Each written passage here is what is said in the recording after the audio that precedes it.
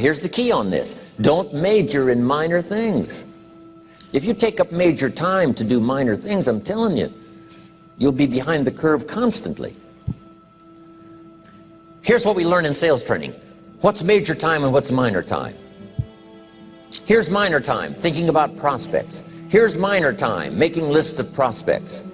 Here's minor time, keeping books on prospects. Here's minor time, going to see the prospect. Here's minor time, evaluating the prospect after you've been there. That's all minor time. Here's major time, in the presence of the prospect. That's major time.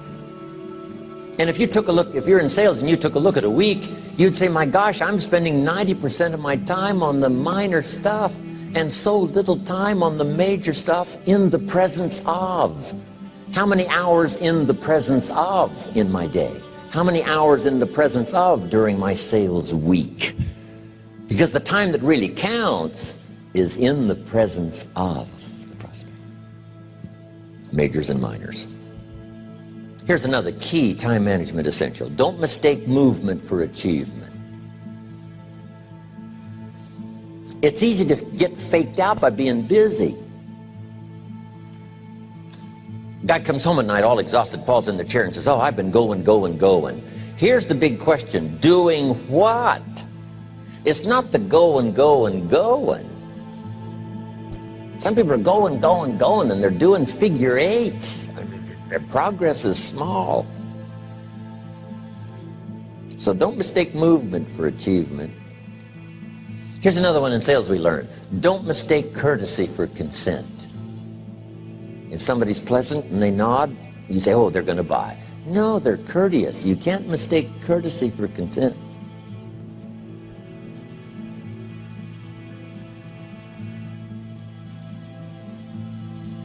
Now here's a big one, concentration. I had to learn this. All those years ago, I'm in the shower trying to compose a letter. Found it turns out to be a strange letter.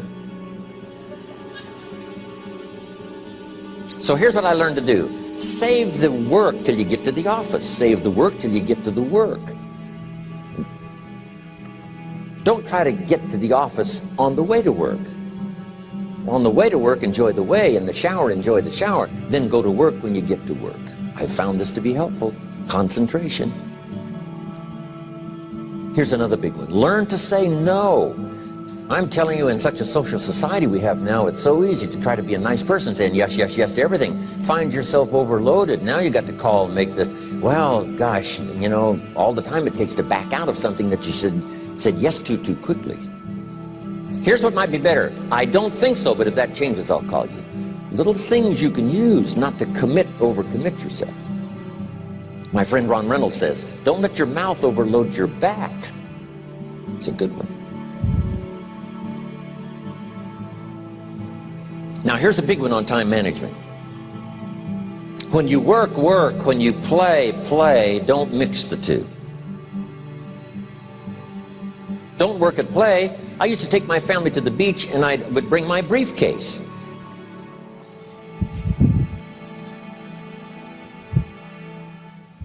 I learned not to do that. Or at the beach, I'm saying I should be at the office. Now my family's upset because I'm at the beach and I'm thinking office. Now when I'm at the office, I'm thinking what? I got to get my family to the beach. So things are not going too well at the office because I'm thinking beach, and things are not going too well at the beach because I'm thinking office. Here's what I learned to do. At the beach, be at the beach. At the office, be at the office. When you work. When you play. Don't mix the two. Don't work at play. Now here's one of the most important ones. Don't play at work. Work is too serious. You don't want the reputation of being the office joker. It's not a good one. Yes, there's time for some pleasant stories. Yes, there's time for a little humor.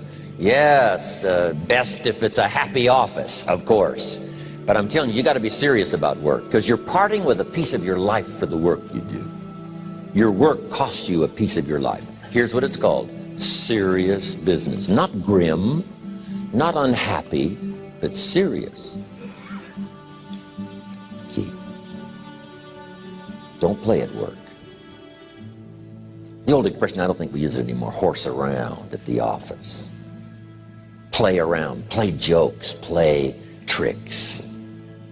No place, not at the workplace. At the beach, yes. At the bar, yes. Somewhere else, not work. You got to treat work with all due conservative passion, because it's leading you to your future. Here's another key phrase: all work is good. You may not like your job, but if it's the stepping stones to get you to where you want to go, you got to appreciate your job. You don't have to have a passion for your job. Here's the ultimate passion: a passion for incredible success in every department of my life. That's the passion. But don't look down on some menial job you have to do to finally get you to where you want to go. No job is menial. No job is not, every job is noble. Training life for pay, making a contribution to society. Next, analyze how you are. And if you have some weaknesses, if you can't, doesn't seem like you can change, here's the key: get it covered. I used to keep promising myself I'd keep the books, keep the books, keep the books. Finally, I gave that up. And back then, it only took me an extra $50, $60 a month for some accountant to keep the books. I said, no, I'm going to save the $50. You can't believe what I started losing in productivity because I tried to save the $50. So the key is, a lot of the time you can stay like you are, but just make sure you get it covered. Okay. Next, beware of the telephone and all other systems of communication, especially the telephone at home and systems of communication at home. And here's one of the best lines I've got for you for the weekend: let all communication systems serve you, but don't let them intrude. When it comes time to have dinner with your family, you shut off all systems, unless the ones that can take messages silently. Don't let the phone ring. Don't let anybody intrude, come through the front door nor the back door, nor through the telephone or any other device. So you can't reach John and his family when he's having dinner. The President of the United States couldn't get through. If you develop that kind of a reputation, father, mother, when we have dinner, when we're visiting and have this time with our family, nothing intrudes. So don't let these clever little devices keep intruding. You've got to have a place that's sacrosanct, it's valuable. You don't let anything in for that period of time. Okay. Isn't that good advice? Excellent advice. Here's the next one. Read all the books. You know, I've only got a few notes here on time management, but if you've got some particular challenges, you run a big organization, a big corporation, you've got some challenges, there's plenty of books. Now, here's what's next. Just be more alert to the things that might be stealing your time. Here's why. Time is like capital. You can't let someone steal your seed corn. You can't let someone steal your capital. And you can't let someone steal your time. You must designate your time. And some of the time that you designate, you must not let anyone steal. Casual time, you might let someone intrude and steal a little bit and take a little bit, but not serious time. Key. Next, one of the great time management savers is to learn to ask questions up front. Sometimes you talk to somebody for an hour, and then you ask questions and find out if you would have asked those questions up front, you could have saved yourself an hour. Asking questions up front helps you to get to the problem now. But if you just launch into some discourse, you might waste 30 minutes, waste an hour, when here's what you should have been talking about. After you finished an hour, you say, John, what's really the problem? He said, well, it's something personal. See, that's what you should have been talking about this whole hour. Key. Next, learn to think on paper. Now we're going to take a break. Some ways to think on paper. One, we've covered one. Solving problems. Take it out of your head and put it on paper. Another one is setting goals. Making these lists we've already started. Here's another good way to think on paper. It's a projects book. Each person you're working with and each project you're working on, get a loose leaf binder and a tab and some pieces of paper behind the tab and do a little continual summary of how it's going between you and that person and between you and that project. I call it a projects book. It is so useful to me. But what's going on between you and this person? When you last got together, what did you talk about? And you got a few notes there. Here's what we talked about the last time we got together. Now when you get together again, you can review that so you'll know better what to talk about.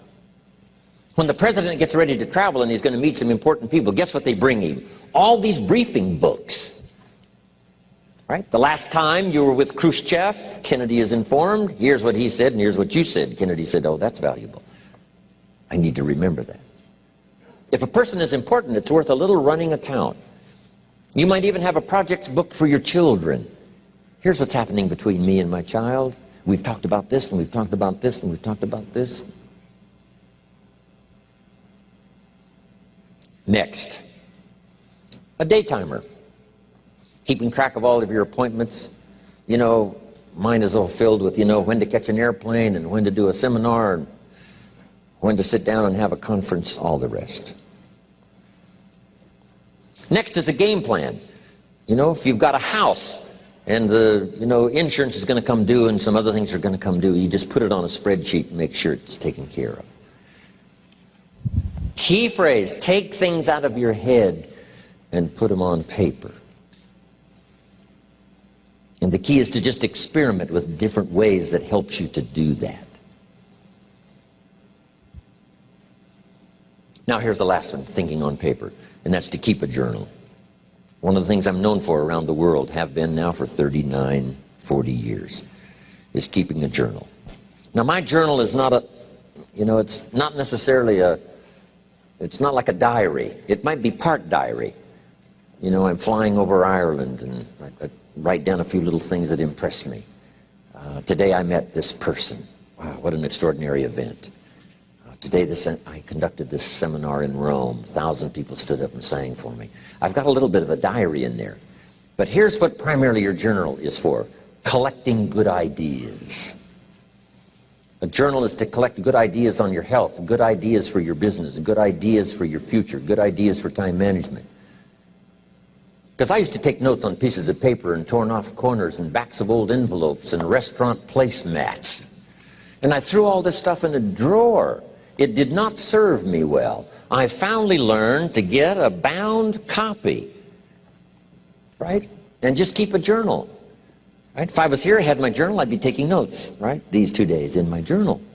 Now, if you're caught without your journal, you just take the notes. When you get back home, you put those notes in your journal, throw the paper away.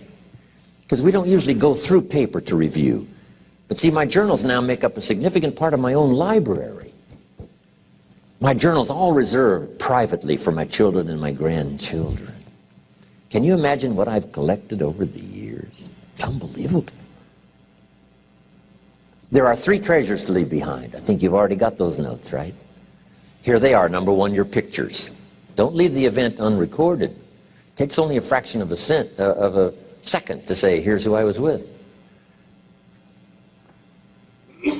When I travel the world, right? We take all these pictures, and here's one of the gifts. People send me the pictures they took of me and them. It's part of the treasures I have on the farm. Incredible. A picture's worth 1,000 words to describe the scene, the emotion, what happened. Say, wow, this was an extraordinary day for me when I met these people. Here's what they told me happened to them when they went to my seminar 10 years ago. Wow, the drama comes back if you've taken the pictures. It's one of the treasures to leave behind when you go. Remember the old photographs that we have now of, 100 years ago, 70, 80 years ago, just a few photographs? What would it be like if you had thousands of photographs of the past, of your history, your mother, your father, right? Grandparents?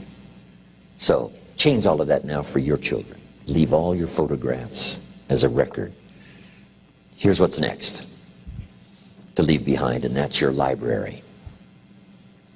The books that changed your life, the books that changed your health, the books that rescued you from oblivion, the books that you passed on to other people, they were so exciting for you, the books that made you financially independent, the books that developed your leadership, the books that gave you wisdom to ponder when things were tough, the books that got you through the winter, the books that helped you to plant in the spring and harvest in the fall.